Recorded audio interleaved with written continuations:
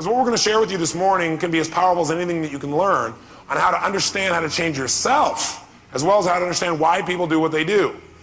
Now, yesterday I said to you that how you feel, whether you feel good or bad at any moment in time, is directly related to what you associate to it. And what you associate to something determines how you feel, the meaning you associate to something. The problem is, how do we get to the point of having a meaning? Well, we focus on something, and then we try to interpret what it means. And we interpret what it means through our beliefs and or through what we call our rules. Our rules. We all have a set of belief systems, different kinds of beliefs, about if something happens, then it means something else. If this happens, then it means something else. Never in life do you compromise. To compromise is to give up your integrity. Some people's idea of integrity is if you compromise, then you have no integrity. Now, what do you think happens when two people get together? One person says, if you love, you compromise. The other person says, if you compromise, you have no integrity. Is there a problem here, yes or no? A lot of us have rules that are absolutely totally unfair to us. For example, my favorite program that I do is all on this destiny technology I developed, where I ask the question constantly, what makes people do what they do? And I started asking that question more intensely after a guy embezzled $250,000 from me, ran me $758,000 in debt. So I came up with all these incredible distinctions, and I refined them in the last 3 or 4 years by doing a research project. My research project is called Date with Destiny. What it is the most powerful program I do. I take only 100 people at a time, and I've been doing this now for about 2.5 years. And before they even get there, I get about 18 pages from them on every emotion they ever feel, what triggers it for them, what they believe is most important in life, what they think their experiences of life were, and I analyze every single thing about this person I can. And we bring them in here and we find out what their core beliefs and values and rules are. Because that determines how you interpret your whole life, how you feel and what you do. And then we change that and change their whole life. So for example, if your highest value in life was security, you're going to make decisions differently than if your number one value is adventure, right? Well, if you had somebody's highest value is security, the last one was adventure, one day you swap them. You think it might change their personality a little bit? It changes everything. Everything. Now, we don't do it haphazardly. We find out what they want in their life, and then we make sure their values are consistent with what they want, because most people are being pulled in two different directions, right? They want to be successful, and they don't want to ever be rejected. Guess again. And most people are trying to meet two masters that can't be met, and so they get pulled apart and they sabotage and all that stuff. But the biggest challenge for people, I think, is their rules. So I'm doing a seminar one time, and the gentleman in the room was a Fortune 50 CEO, and I want to respect his privacy, but all I can tell to you is that he's very well known, very respected in his community because he contributes massively to his community. Really a wonderful guy, just a spiritual man, neat human being, just a personable guy. He's got 5 kids who totally love their dad, worship him. Great wife who's totally in love with him and he's in love with. Physically fit guy, he's a marathon runner. He earns about $1.5 to $2 million a year, plus he has bonuses and so forth. And just a neat guy. So I asked him, are you successful as part of an exercise we're doing? And you can guess I hallucinated, of course he'd say yes. Well, he says no. And at first I thought he was kidding, and so did some of his staff. He was dead serious. I said, no. I said, what would have to happen in order for you to be successful? And by the way, if you ever wanted to know somebody's rule about something, like when somebody says, you're not loving me, he said, well, what would have to happen for you to know I love you? And you'll find out the rule. Well, you'd have to smile more, you'd have to buy me things, or you'd have to tell me things, or whatever. He said, well, what would have to happen in order for you to be successful? You know what he says? A lot of things. So I said, well, what specifically? He said, well, if you're successful, then you never get frustrated with your kids. What's his chance of being frustrated when he's got 5 kids? Excellent chances. Okay? What else has to happen for you to be successful? He said, well, you have to always be there when you need them, or when they need you, rather. And the bottom line is he travels a lot. Interesting. You know what? Yes, his kids, they think he walks on water. But for him, he isn't meeting the rules of the game, so he gives himself lots of pain all the time. What else has to happen in order for you to be successful? Well, he said you have to have 8% body fat. He has 9. Poor guy. What else has to happen? You have to make $3 million a year and only make 1.5 in salary. In salary, you have to make $3 million a year. He'll never feel successful, probably, because just the frustration level will never be met. So the bottom line is he's setting himself up to feel bad. Now, there's another guy in the same class who's bouncing off the walls. Everybody loves this guy. And we asked this guy, I said, are you successful? He said, of course. He smiles, everybody laughs, right? I said, what has to happen in order for you to be successful? In other words, what is your what? Rule, or what are your rules? What has to happen in order for you to feel successful? He said, well, I have to get up in the morning, stand up, look down, and see that I'm above ground. Every day above ground is a great day. Who's got a better chance of feeling good? Why? His rules are more achievable. Let me tell you something. Let me tell you something. In these Date with Destinies, I get to find out most people in life have wired their brain where it's really, really hard to feel good. Because they're gonna do like all these things to feel good and really easy to feel bad. If any one of those aren't met, I feel bad. You have to this, all these things, and then I get to feel good. And if any one of those are out, I feel bad. Is that a very intelligent way to wire your brain? No, but I gotta tell you something. I hate to say 100% because I'm sure there must be an exception, but I've not seen one yet. From even the people that seem to be most happy, most successful. We're wired, most of us wired to have pain. And then we go into a relationship, business or personal. And we got all these rules, okay? And you got them. And we expect, number one, for the other person to know what the rules are and behave by them, even though we've never taught them to them. And we aren't even aware of what our own rules are, so how could we? Because most of them are unconscious, aren't they? All we know is we get pissed off when they get violated. And we say, you should know. See, that doesn't work. So, the conversation about rules that I'd like to have with you this morning, I mean, I could do 5 days with you just on rules, so I'm gonna try and keep it tight. What I would suggest is that we get an idea of what each other's rules are in the context of our relationship in business, at least. Like, what are your rules for doctors, staff? You have some rules, whether you say them or not. Doctors must what? What must they do? How must they be with you, with patients, right? And by the way, doctors, you have rules for your staff, and you probably haven't communicated them. You expect them to know them. Of course they know what it is. How must your staff do or be for you, for your patients? You also have rules for patients. Some of you get pissed off at your patients. Patients must what? They must come on time. They must be there. They must. And see, when our musts aren't met, we get rather perturbed, right? And you know what? Patients probably have a different set of rules for you. Patients' rules are, if I get there, then I should be helped. And you know what? When people have a rules clash, they have an upset. I want you to write this in your notes and remember this for the rest of your life. Every upset you've ever had or ever will have with another human being is a rules upset. Every upset you've ever had or you ever will have with another human being is a rules upset. You are not upset with a human being, you're upset with their rules. Because you have a different set of rules. So every upset you've ever had with another human being has been a rules upset. And whether we get pain or whether we get pleasure in any moment is not based on what happens, but our giving ourselves that pain or pleasure based upon our rules. See, this guy here gets to make himself feel pleasurable when he gets up and looks and sees above ground, because that's his rule. Could the other guy, who is the Fortune 50 CEO, could he wake up in the morning and feel pleasure, yes or no? Could he physically, yes or no? Why doesn't he?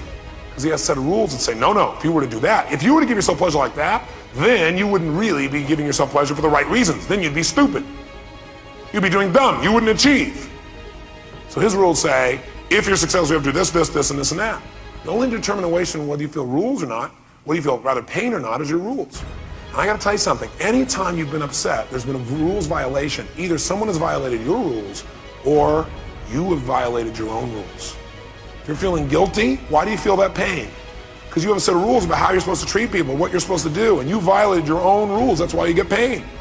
Now, some people don't feel guilty. How many have seen somebody do something you thought, I can't believe you don't feel guilty about that? I've never seen that happen. You know why? They would if they had whose rules? Yours, but they don't have your rules. They have a different set of rules. By the way, whose rules are the right rules? That's right. We all know our rules are the right rules. And by the way, did you sit down consciously and analyze the best possible rule I could have to enhance the quality of my life, my relationship with other people would be this? No. You've gotten your rules, you picked them up along the way, scooped them in here, you've gotten them from pain and pleasure and things that happen along the way. So what I've found throughout the years is that you gotta know what your rules are, number one. The more you understand what your rules are, the better off you can conduct your own life.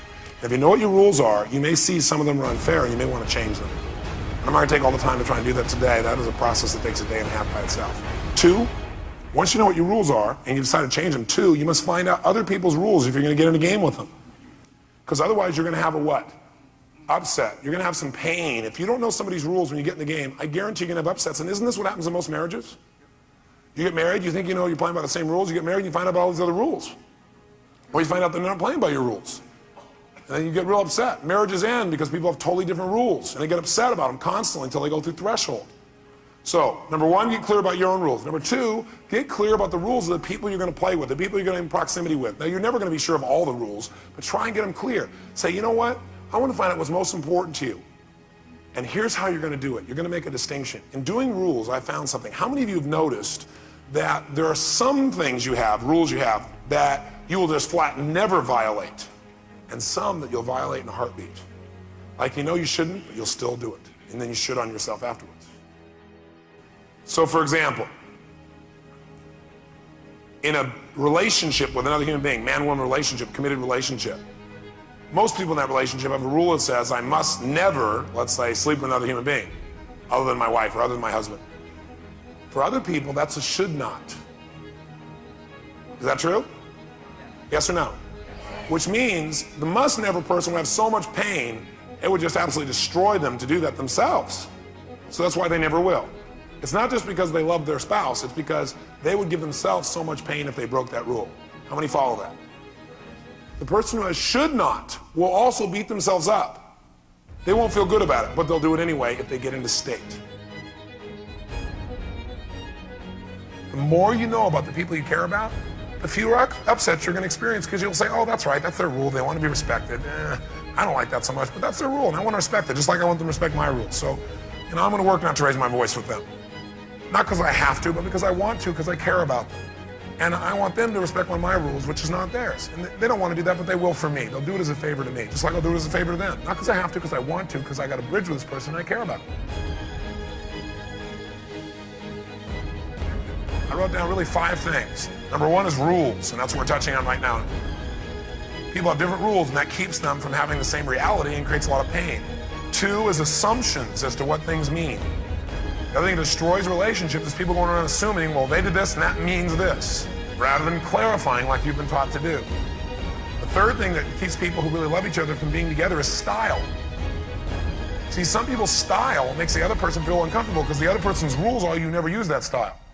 For example, some people talk really loud and fast all the time, and talking loud and fast is not part of that other person's style. The other person likes you to talk more soft and quiet and gentle. Because if you talk loud like this, that means to them you really don't care or you're obnoxious. Because if you're intelligent, you talk like they do.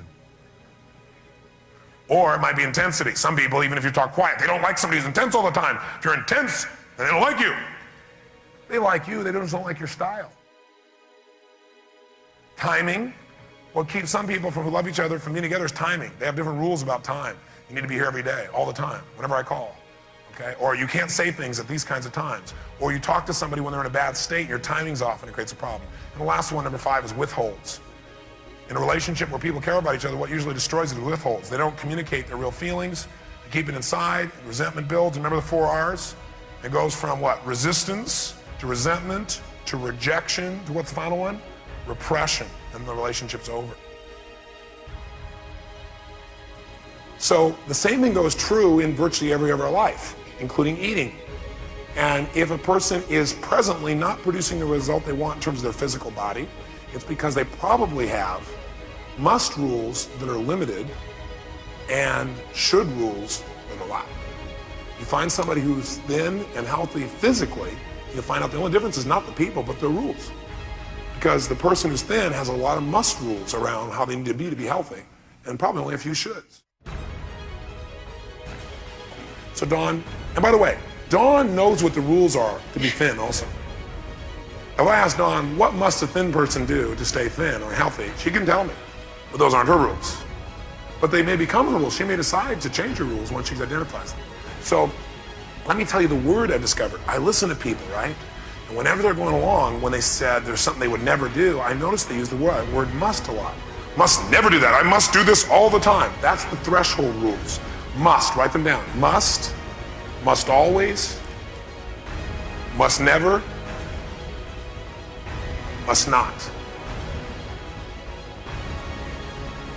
Which one do you think Is it possible, for example, in a relationship, somebody would have a must not sleep with another person and that they could break it? Yes or no? Yes, and it would be so painful for them. What about must never? They won't, not only worse, but they would probably never do it in the first place. It'd be too painful. They wouldn't even consider it. How many hear the difference there?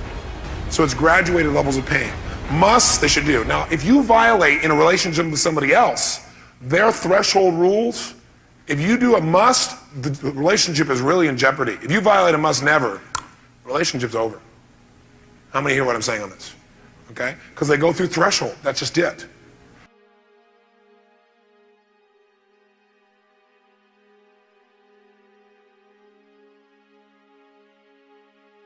I have what I call rules of reality. The rules of reality are the things you will do, the things you will always do,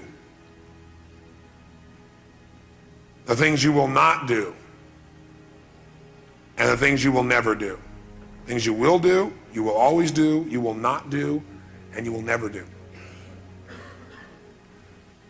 And by the way, you can tell me all day long what you should do, and then when I say, what will you do, then we'll find out what you really will do. So this will give me rules of reality versus your personal standard. Because we don't always live the reality of our personal standards, right? And when you don't feel good, it's, you know, you're not living your standards. Now, if you don't live your standards, you got this aching feeling inside, you don't feel good about yourself. If you break your threshold rules, you got massive pain. All right, you got it?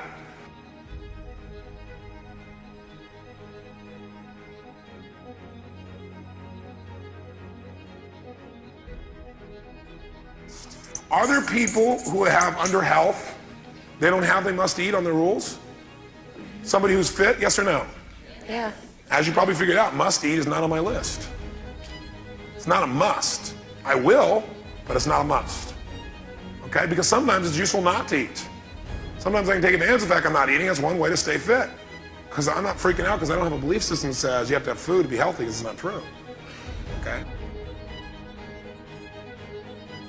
How many can see how this controls every action they make in the area of health? Raise your hand if you can see that. Now, if you wanted to change and become healthy, you can go on a diet, but that diet will never work long term unless you change your rules. Never. You can forget it. But if you just changed a few of your shoulds and made a must, your whole life would change. So she values being attractive. Seeing other people was not attractive, so she stayed away from it. There are lots of people in her condition, by the way, when I see these rules, used to be 200, 300, 400 pounds, and they look like you do, Deborah. The reason is one day they finally hit a threshold and said, I've had it. I'm sick and tired of being this way. They got so much pain they had to change. And then they changed a rule or two. So you could adopt one of her rules. Would you be willing to do that? Mm-hmm. Would you be willing to exercise 3 times a week aerobically? And would you be willing not to eat after 9 o'clock? Mm-hmm. Would you be willing not to drink dairy products? If you don't do that, you won't lose weight. Not in the long term. I'm here to tell you, you won't long term. Or if you do, you won't do it healthfully, because you're going to be pouring fat in constantly. So you don't have to give anything up. I don't want you to give anything up. I want you to make a better choice on something that nurtures you even more. And if you exercise, in the beginning it might feel a little painful, but if you do it aerobically, you do it properly, monitor your heart rate, you're going to find that you don't have to exercise crazily to make things work.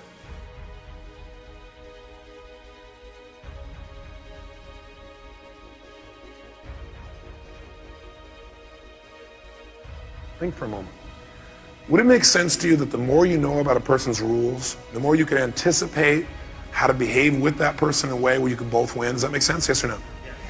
Would it also be useful for you to know your own rules, so you weren't in reaction? You could look at your rules and go, God, this is ridiculous, and throw some of them out? Would that make sense? Yes or no? Now, how do you get somebody's rules? Your rules or anybody else? You simply ask them. For example, I remember one time sitting down with my second youngest son. His name's Joshua. And when I first started coming up with this idea of rules, I sat him down and I said, Josh, what must a dad do or be for his son? Because, you know, we have rules for different types of roles, don't we? So he said, what? I said, well, what must the dad really do or be for his son? And he kind of tilted his head and he went, well, dad must love his son. I said, of course. What else must the dad do or be? He said, well, a dad must be his son's best friend. That's neat. Great. What else must he be? He said, a dad must be there for his son. I said, how? He said, like if he needs his help, he asks for help, it's got to be there. I said, do I do those things? He said, oh yeah. I said, what should a dad do? He said, well, dad should let his son do his own homework at times, because I said he should, huh? But it's not a must. He started laughing. He goes, yeah. He didn't even know what I was talking about. He just noticed it was different. I said, why? He said, well, someday my dad may not be there, and I have to be able to do it myself. I was impressed. And asked me these questions when he was about 7, I think. And I said, what shouldn't a dad do? He said, a dad shouldn't take his son to the video arcade and spoil him. I said, shouldn't, huh? He can. I said, well, yeah, he can, but he probably shouldn't. I said, how often? Well, he shouldn't do it all the time. He must do it sometimes. I said, how about moms? What must a mom do or be? And you know what? He had totally different rules for moms than he did for dads. Isn't that interesting? What must a mom or what must the dad never do? A mom or dad must never hurt their son, physically. Good. What must a son do or be for their parents? There you go. It's funny when you ask people these questions, they kind of go into a trance and they go, and they search their brain and they go, I don't know. I said, well, if you did know, what would you say? He said, well, a son must love his parents. A son must this. A son must be there. Must care about them. Must think of things to do to support them. Wow, what a neat set of rules. What should he do? Should. I said, what must a son never do or be with his family? He said, a son must never come home drunk. 7 years old. Blew me away. I thought, that's a good must-not rule. I like that. Must never rule. What else must a son never do? He said, a son must never do drugs. I thought, I see, for a lot of people, that's a should not. And one of the reasons it's a must not is I took him down to the South Bronx and let him see what drugs really are. I gave him a neuroassociation to what drugs were. So somebody saying, man, if they make you feel high, I took him down to those crack houses and the welfare hotels, let him smell what the smell of a drug environment's like, see it, feel it. He associates massive pain with that. I could tell him all day long, gave him the experience, he'll never forget it. What else must a son never do? He said a son must never commit suicide. Blew me out, 7 years old, blew me out of my shorts. It's like, well, you know.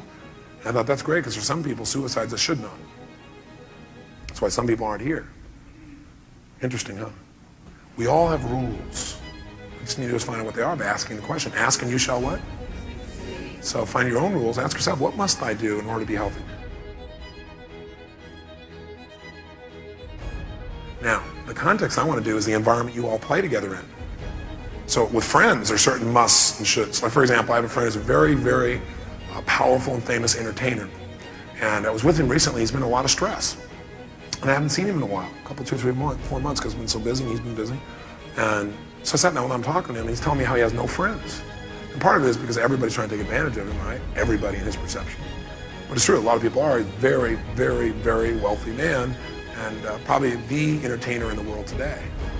And one of the things that happens is he goes any place, he gets harassed and everything else. And so he's got this wall.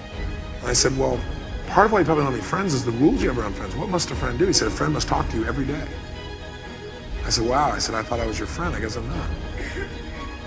He went, well, you're a friend, but you're not my friend.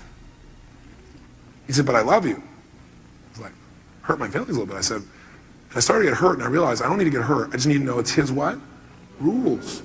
I said, you know, the rules you got are so intense, you make it almost impossible for. I said, what else must a friend do? A friend, and you have this list of must. You know where musts are useful? Around your body. Because you want to have a lot of musts there. Because if you don't pay attention to that, it gets worse. And the more musts you have in your office, the more pain. Now, certain musts are needed because, see, we all need a context. We all need some limits to have value in our lives. See, this juice might be really tasty, but I need a glass in order to drink it. Because otherwise this juice would drop between my fingers, so I need limits. Is that true? I definitely need limits. Because without the limits, I can't enjoy the juice of life. So some people say, I want no limits. Nah, that's not what you want. You just want to intelligently design the limits so that they add value so you can be able to taste more of life. But you don't want to have no limits. If you have no limits, you don't get to have the juice. And you don't want to have, you know, a glass that's this thin, or you're not going to be able to put very much juice in it. You follow me? So it's a delicate balance how you use rules and how you utilize them really to make a relationship work. So I was talking to him and I said, look, you know, you got rules that make it so you can hold this much juice. That's why you don't have any friends. Now you don't want to make it out like this, but maybe you want to broaden it a little bit. And he felt bad about it because he didn't even realize those are his rules. He said, well, I really do consider you my friend, but sometimes I question if you're my friend because you don't call me all the time. I said, you know what? I don't call anybody all the time except my wife and kids because that's the way I live. That's where I am. I'm there. I work all day, all night. I give my all. I said, but when I'm with my friends, I'm there forever. You ever need me, you call one call and say, I need your help, I'm there.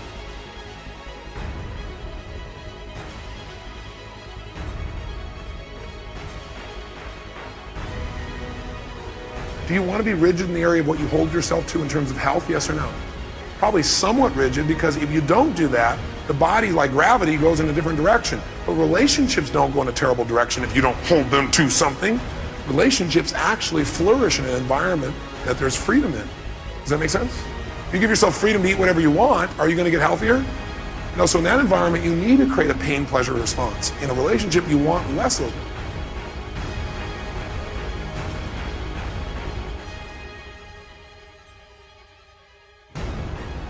One of the sources that people in our culture use to feel good is to be able to have capital, to be able to do some of the things that they want.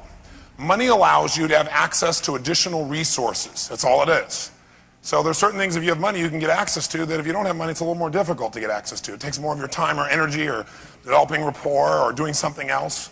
But money will go where you can't go. So it's a chance for you to be able to enhance that resource for yourself.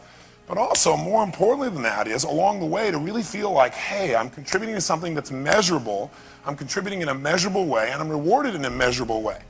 It's a chance for you to really be absolute team and in partnership, but also fair. Because the biggest fear that the doctor has is this man or woman has worked their entire life to get in a position where they can provide this opportunity for themselves and for you. Where you can contribute to other people in a way that really makes a difference in their life, meaning the patient, and develop great relationships and get paid to do it. What a concept. But their number one concern inside their head is, my gosh, this is a tough thing, there's a lot of risk here, and somebody else could go away and they may lose their salary, but they can get hired again. I can't go away. If things don't work out here, I got these debts. And I gotta tell you, I've been in the doctor's position, i.e. where everybody else got paid and I didn't get paid at the end and I was $758,000 in debt. And everybody else came and said, gosh, we're really sorry, but they got to go do something else that they wanted to. I didn't get to leave that process.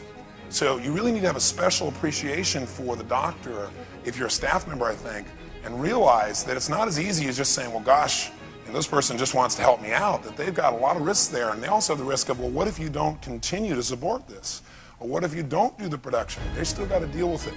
And doctor, on your side, you got to realize, even though you have that risk, these people here who work with you, these people also are giving their all, and they want to know that there's something that's accountable. So what we're doing with the band board and the target board is saying, hey, we're going to participate together. We're going to make this thing so it's fair. We're going to make it so it's measurable. And we want to make it so that the staff members can contribute to a level where they know they've earned the right to additional income. And doctor, you know they've earned the right as well. So it is purely win-win. And also have a heck of a lot of fun along the way. Because remember, the more you measure something, the better it gets. And if you're only looking at this band board, or the target board rather, once a week, or once a month, you don't have enough time to correct it. But if you're looking at it every day, as those of you who've used the system already have done successfully, that's how practices double in our productivity. Because all of a sudden our focus is on what is it going to really take to make this thing work. And you really want to make it so it's fun. If you're not clear on the process of how it works, one thing you should just remember and get clear about is there's a basic minimum for survival. That's so that you can have a salary. And then there's an amount that really has to be collected. There's the dollars that have to be collected as your BIM. There's an amount that you probably have to produce to make that happen. And then there's a third amount, and that's the one you're probably focused on, which is how do we make sure that this thing is exciting? How do we make sure that we're bonused in this situation? And you got a couple people that are really helping to organize that. You got the person who's really in charge of production to a certain extent, the person who's doing the scheduling right. You got a person making sure it's collected. And they got every one of us saying, even though it's their job, my job is to figure out how do we make sure we produce more and collect more? How can I do that? How can I add value? And little things do that, like taking care of the patient better than they ever dreamed possible, like being nice. Does being nice and smiling, does that show up on the target board, yes or no? Yes. Sure does. Like treating your other fellow associate or team member especially well so that they feel better, and that comes across to the patient as well. Like thinking, gosh, what else does this patient need, and how can we really take care of this patient, not let this patient fall off, or talking the patient into making sure they come back instead of being afraid. All those things show up. Little things are what make things turn around. It's all those little things coming together to make it happen. Once you know what it is you want to do, how do we manage each other to really make that happen? How do we really come across in a way where people hear us and we don't get hooked back into the old communication? Well, the number one way is to have that bridge and keep reinforcing it, right? So that even if we say something in the moment that doesn't come across well, somebody will dismiss it and go, well, they're stressed or whatever, because I love them, they love me, I know what it is. You don't have to sit down every time and clean it or clear it or clog it or whatever it is that we used to do, or what we do now. A lot of stuff just disappears because you love the person. How many found you don't even have to do a bunch of languaging if you just remember how much you love the person? Is that true?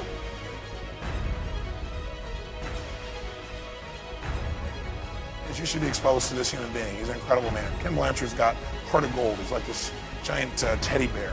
And if you ever get a chance to hear him speak, you should take advantage of that. And I've had the privilege of having a great friendship with him for the last few years. Years ago, he developed something he called leadership styles. And the idea of leadership styles was that most leaders, and by the way, are we all leaders, yes or no?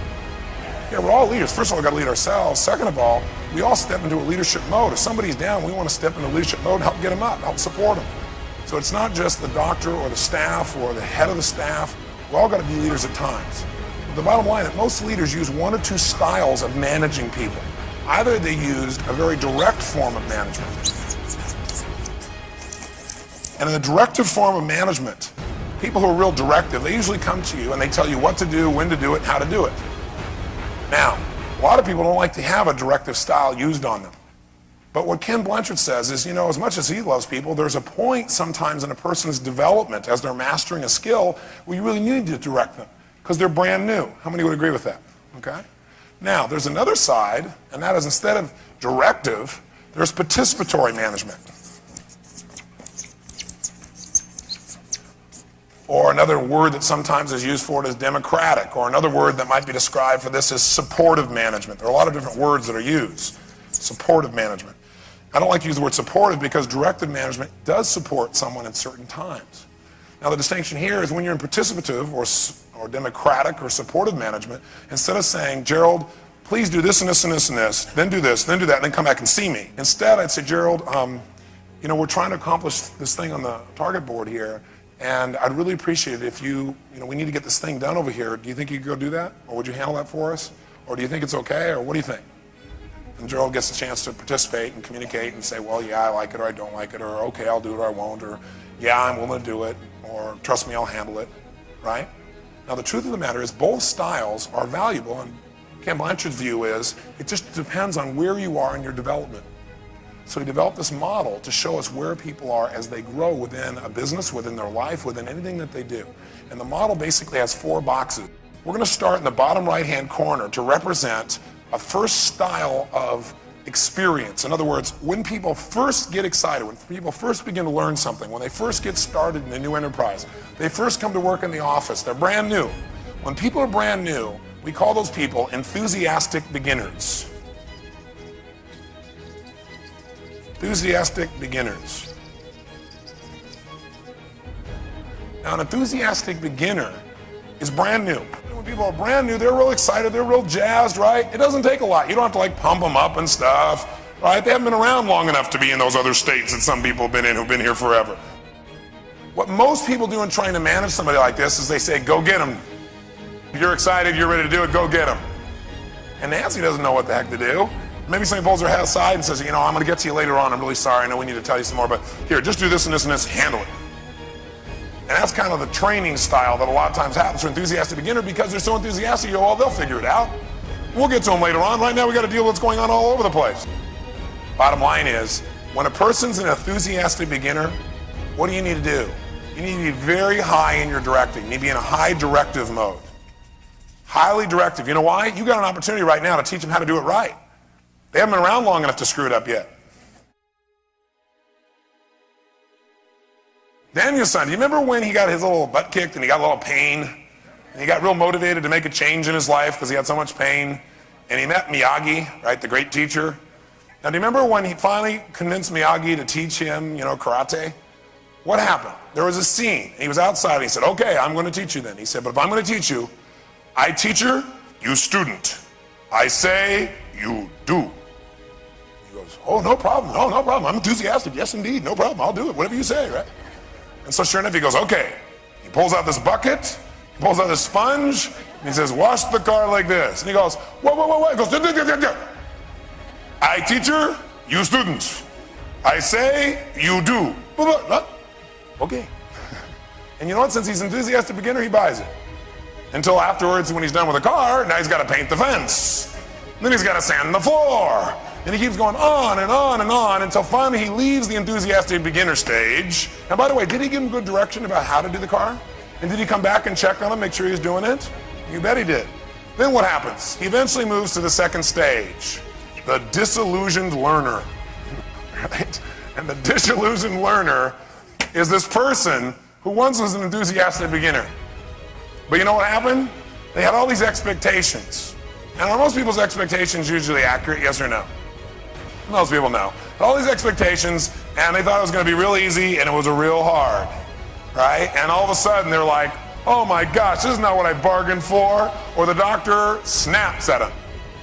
Bottom line is, this person gets disillusioned, and the reason they're disillusioned is, man, in this stage, they're like not in a very good place, are they? When people feel disillusioned, it's not who, I don't know, it doesn't matter whose fault it is, they're just disillusioned. Bottom line is, almost everybody goes through this phase. Some of it lasts an hour, some of it lasts a day, some a week, some a month.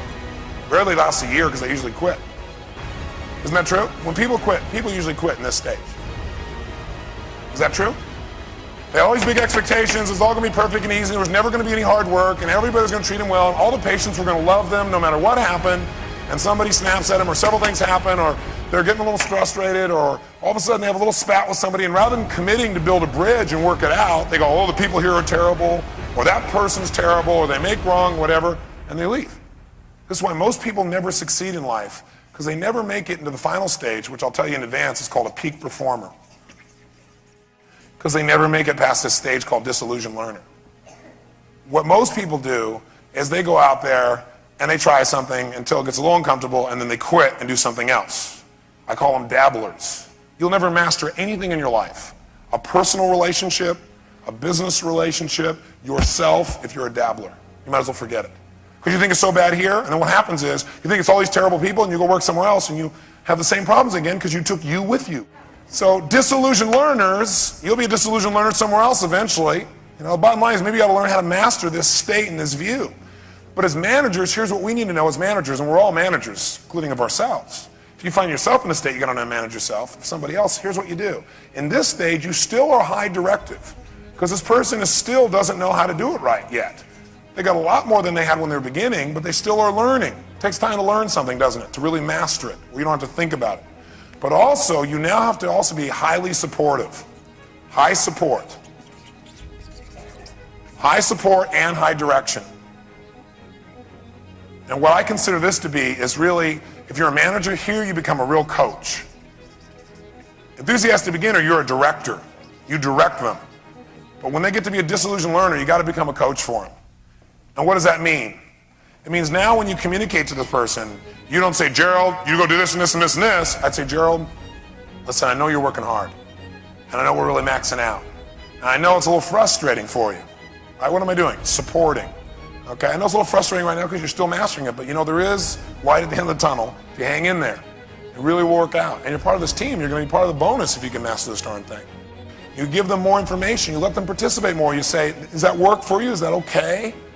It's really a pain in the tail. But you know what? If you don't, you'll probably lose this person. Dr. Morris has a staff where the average tenure there is 35 years it's been with him. Right? It's pretty amazing. He paid the price up front in these two areas. Am I right, sir?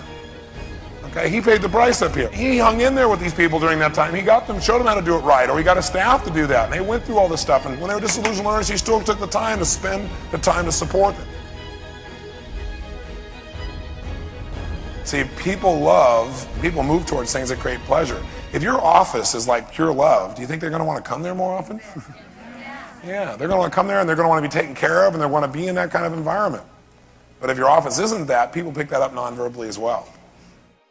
So the bottom line is what I was starting to say is that you got to take from enthusiastic beginner, in order to have a peak performer, you got to go through stages.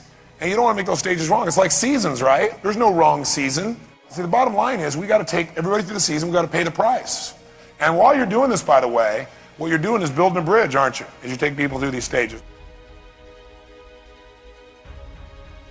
Plus in your life, money's going to come and go. Even some of your patients are going to come and go. But your staff can be your family. You got to deal with the next stage, which is called a reluctant contributor. And a reluctant contributor is somebody who really doesn't know what to do now. They know all the skills, They know precisely how they should go about it. You know what happens? They don't have the confidence because they're still, kind of mastering it. So have you been in that place in your life where you really knew what to do, but you're still a little scared or, not thoroughly confident, you're not really certain 100%? How many have been in that place? Okay, you're in a reluctant contributor pace, or phase, if you would. See, when somebody's a reluctant contributor, you don't need to direct them anymore. Now you go purely with high support. High support. And you're low on direction. Because they know what to do. You might give them some direction, but you're real low on direction. You're mostly support. You're just high on support. You don't need to go back through it again. They know what to do. And if you support them strong enough in this area, they will finally turn the corner.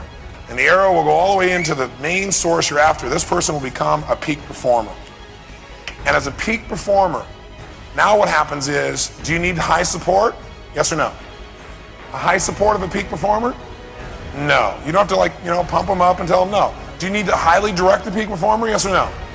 No. When a person's a peak performer, you're at low direction and low support. They can handle it. All you got to do is come along and make sure that we're staying on track, monitor the numbers, monitor what's going there. A lot of people think that because they're good in some other area, they're a peak performer already in every area. And this is based on a particular skill. It can be different environments. Let me be specific for you. Give you an example. Let's say you got somebody in the office who has mastered a particular aspect of support of the doctor, depending upon whether it be a physician or a dentist, whatever the case may be. And they're really good at doing that particular support mechanism. They're a peak performer. They've already been directed. They know it. They don't need any help. They're great. Now all of a sudden, you take on some other type of practice, or you take on some other kind of skill of support. With a new skill, they may say, well, you don't need to tell me what to do. I'm a peak performer. They may not say it that way, but in essence, if you start to try and direct them, they're going to go, wait a second, I know how to do this. So what you need to remember as a doctor or staff member is, doctor, you may be a peak performer with the patient, but you may not be a peak performer in getting these people to pay. When you start to feel like you're feeling disillusioned, maybe you ought to say, I need some more direction, and go get it. You might say, I've got a lot of direction, but I got that part, but I'm not getting the support, and go and say, listen, I need your help. Or you know what, I know what to do, I just need some support and confidence. Can you come watch me do this a couple times, or can you give me a few more hints, or can you just come and give me some moral support? Okay? This process, as simple as it is, can really help you. No one ever taught you probably how to manage. That's what fortune management's for, to coach you through that process. To help you a step at a time to really make it happen so that the dream can come back to life. The dream of being in a position where you can help people, do what you love, build a great family for a lifetime if you want, take care of them at the highest level, take care of yourself, and really win this game. Win the game in a way that has integrity and beauty and love, and create something that's even bigger than the dream you had originally. That's what we're committed to, and that's what we'll not only do in this management program, but we'll also coach you individually along the way to make happen. So I hope that all of you appreciate each other. I hope you appreciate your doctor and what your doctor's doing. I hope doctors, you appreciate your staff. In my life, I found that if you can find something that works and then give it a label, in other words, identify what it is you're doing when it works, then once you know the label, you can do it again and again and again because you identified it. It's no longer at the unconscious level. And one of the things that really works in human communication is to use what I now call softeners. Softeners. Softeners are, well, let me ask you a question. What's the purpose of human communication? We've identified it this weekend. What is it? To feel good and to make the people we're communicating to feel what? Yeah, make them feel good too, and hopefully you get a result happen, right? All three. The ideal would be, I feel good, you feel good, and we get a new result that's even better. One of the things that really changed my life is, I remember years ago I read Benjamin Franklin's autobiography. And when I read his book, one of the things that's great about reading a book is when you read a book, you think like the author. I was reading a book a day at one point. That was my whole goal. I figured I'd rather read a book than eat. That was my whole thing, because I thought I can take a person's 10, 15, 20 years of life, pour it in here, and I'll have so many references to pull from. I've got hundreds of years of experience inside myself. So the bottom line is, in reading his book and thinking like he was thinking, one of the things that I noticed was he said that his life changed massively when he learned not to make people wrong. It's not how he languaged it. In essence, that's what he said. He said that he found it would be much more intelligent for him, rather than say, this is how it is, to say, I think this might be a good approach. Or, I'm not sure, but I think this would be really a nice thing for us to look at. Or, I wonder what would happen if we did this, instead of saying, we should do this. And I remember hearing that phrase, and I really took it to heart, because I thought, this guy's a fairly bright man. He certainly had quite an impact in his lifetime, plus he was beloved. And see, it's one thing to achieve. It's another thing to achieve and be beloved. That means you get to have the juice. You get to have people love you, and you get to love people. There's not like this separation because you've achieved.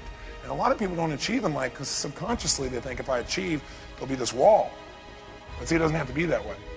And so I never identified the word for it before until the other day. And as I identified the word, I came up with all kinds of ways to do it. But basically, softeners are a way of delivering a communication, but making sure that the real intent, the real caring stays with what you're saying. The words don't get in the way of your bridge. You don't want to muddy up the road to your bridge. The bridge is still there, but it's kind of hard to get to it sometimes. And a lot of that comes from language. There are verbal softeners, and there are, of course, nonverbal softeners. Now, remember what I said. The purpose of communication is to feel good, right? And make the other person feel good. What is fabric softener for? It softens things, and because they're softer, they what? Feel good. How many of you have a water softener at home? Right? Why do you have a water softener? So the water actually what? Feels good. So what's the purpose of using this language? Is to help people to what? Feel good. And we can do that verbally, and we can do it non-verbally. Is that there's one skill I have, humble as I am, is I know how to influence. I know how to persuade. I think it's the single most important skill we can master in our lifetime. And in your lifetime, if you don't know how to influence, and all your ideas and feelings and spirituality and all that stuff, it'll die on your lips. What I know from influence is something that's really, really, really important. If you're going to ask somebody to do something, what you say before you ask them to do something will play a bigger role in whether they say yes or not than the actual request itself. I call this pre-framing, and you hear a lot of people using this word that I created a few years ago called pre-framing. It means setting up a frame of reference in advance as to what something's going to mean. I was in a car accident and this last February, and I flew in my helicopter from LA. I'd done a seminar there. I was safe in the sky. But I landed and got in my car, and all of a sudden I'm driving along. I come to a red light. I stop there. I'm on the phone, and I see these lights in my rearview mirror, and I glance up again the last second right before it hits. The guy hits me at 70 miles an hour in a truck, and I'm at a stoplight. Knocked me 50, 60, 70 yards. Nobody can believe I survived it. Hey, but the next week I went out to buy another car. And by the way, because of that pain, I had a new value in buying cars. I used to buy cars that were just fast and good looking. I had a new criteria. Could you guess what it was? Safety. And the guy was brilliant, because before he asked me to go in the car, he told me about the car. He got me in the car, and before we got to this one road, he said, now Tony, before we get on this road, I want to tell you something. This road is really torn up, and I want you to notice, I want you to notice just how incredible this car takes it, because it should jam like crazy. But when we go, you notice how well the car turns and handles it, even in that rough road. Sure enough, we went on the road, and as we're going along, he said, isn't this great?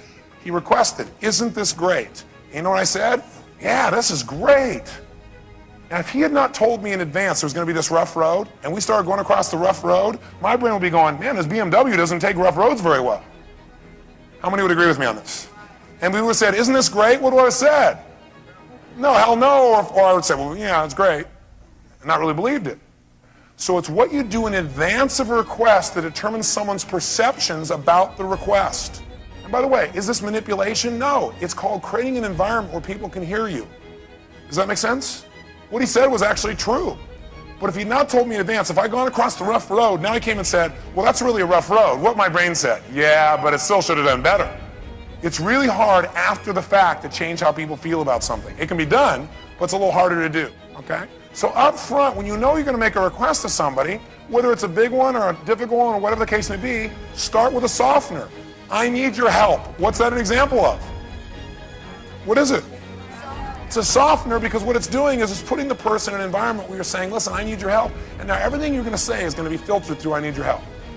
If you just said, I got to talk to you, that's different, isn't it? Or I got to clear something with you. That's another pre-frame too, isn't it?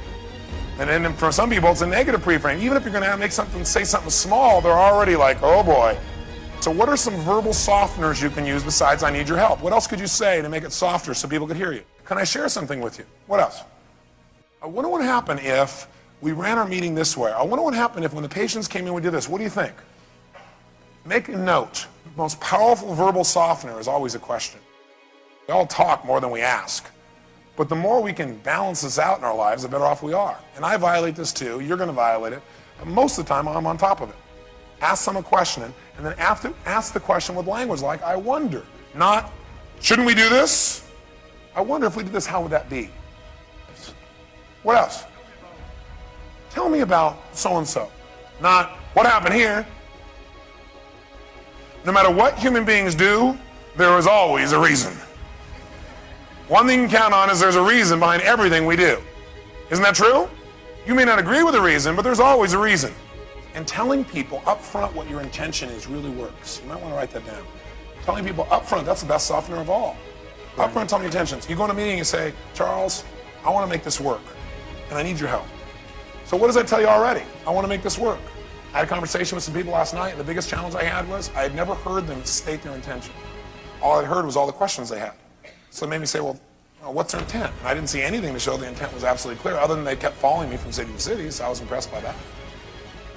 But they could also be calling me city to city and harassing me too, so what's the difference? I need to know what their intent is. If you tell somebody up front what the intent is, it's the perfect pre-frame. Now everything you do will be filtered through that intent.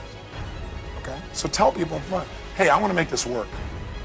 And I don't know how yet, but I want to make it work. Or I want to have a relationship with you, but I can't buy your product now. I can't deliver this thing right now. But I want to make it work. How do we do this? Or can we talk in a month? Or what work? By the way, does this only work in the office? No. Softeners can change your life. A little thing like that will change the way people feel about you. It'll change how you deal with everything in your life. Plus, it'll make you feel better about yourself. Because all of a sudden you got bigger. You're always bigger if you hold the possibility that you don't know how things really are. Because you know what? You offer yourself the opportunity to see more. And you start closing the door and saying, this is the only way it can be, and you're right. Your whole world shrinks. And you're no longer a kid, you're an old person.